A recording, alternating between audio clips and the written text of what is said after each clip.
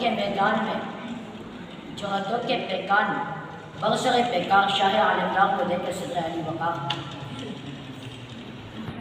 5 ہجری غزوہ احزاب کفار کا سب سے بڑا جنگی پہلوان عمر ابن عبدود جو تنہا 100 جوانوں کا مقابلہ کرتا ہے، آج خندق پار کر کے مسلمانوں کو للکار رہا ہے۔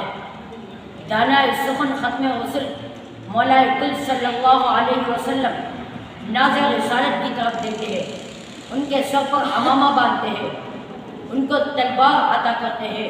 کفار کا سالار یہ دیکھ کر کہتا ہے میرے مقابلے میں لڑکے کو بیچتے ہو۔ عمر کہتا ہے، حضرت علی کا جواب آتا ہے بچہ لڑکا نہ دیکھ لڑکا دیکھ۔ بچہ عمر کہتا ہے بچے ہو۔ جواب آتا ہے بچہ سمجھتا ہے تو میرے بار سے بچ کر دیکھ۔ ان الذی سمتنی ام حیدرہ، کافر جوش و غضب میں وار کرتا ہے، کافر کا وار بیکار جاتا ہے۔ نڈر صفدر شیر ببر وار کرتا ہے، ذوالفقار کو دشمن خدا کے آر پار کرتا ہے۔ تکبیر بلند ہوتی ہے، اللہ اکبر فضا جون کر کہتی ہے، یوسم کا یہ سردار ہے، انبر کا ولی ہے، جو نازع رسالت ہے وہی ذات عالی ہے۔ سبحان اللہ، ماشاء اللہ۔ نازع رسالت کا مطلب وہ عظیم ذات جسے فصاحت، بلاغت، شجاعت، خطابت، عدالت، سخاوت خدا نے دی، بیٹی مصطفیٰ نے دی۔ اس لیے آپ ابو الحسنین بھی، ابو التراب بھی، علم والے بھی۔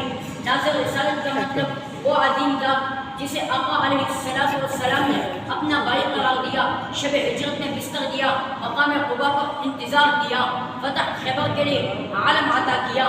نازع رسالت کا مطلب جو لہجہ عشق میں ولیوں کے ولی ہے، جو کاتب وحی ہے، وہی ذات علی ہے، جن کے لیے شہادت کے جال منگوائے گئے اور جو 21 رمضان کو ذات حق کے ملاقات کے لیے بلوائے گئے۔ صدر علی وقار۔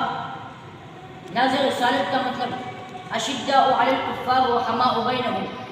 اس لیے آج امت مسلمہ کے تمام مسائل کا حل سادہ و فریب ہیکل دوستوں کے فلسفوں میں نہیں، بلکہ نازع رسالت فخر خلافت ذات علی کے طرز حیات سے ملے گا، کیونکہ مرتضیٰ کی نسبت سے یقین کی وہ منزل حاصل ہوتی ہے کہ جس کے بارے میں عثمان ہارونی نے کہا، نمی دانم کے آخر چوں دم دیدار مرقسم، نمی دانم کے آخر چوں دم دیدار مرقسم، مگر نازم بہن دوقے کہ پیش یار مرقسم، تو آ قاتل کی از بہر تماشا خون من ریزی، منا بسمل کہ زیر خنجر خنفار مرقسم، منا بسمل زیر خنجر